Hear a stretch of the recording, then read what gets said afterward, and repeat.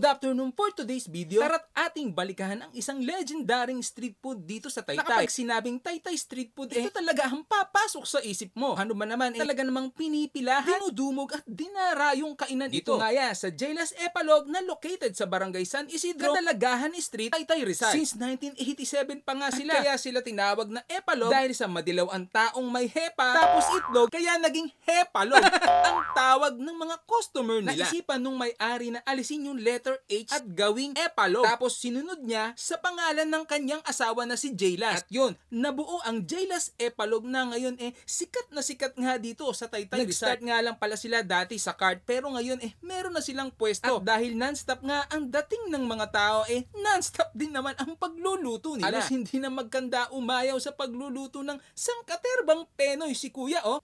Yes, you heard it right.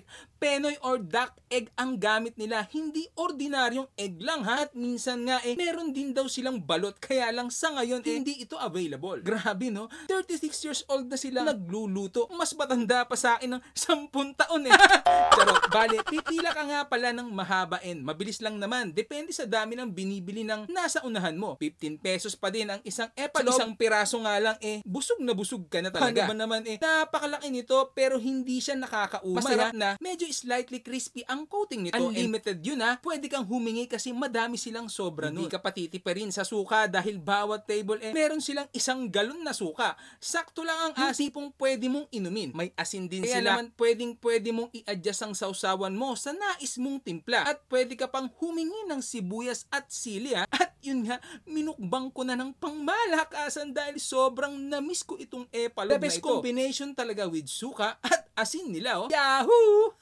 So yun na nga po, no, sobrang sulit naman talaga ang tila dito dahil solve na solve ang cravings namin sa street foods. Open nga pala sila ng 9 AM to 9 PM everyday, ha. So paano? Hanggang dito na lang. Paalam!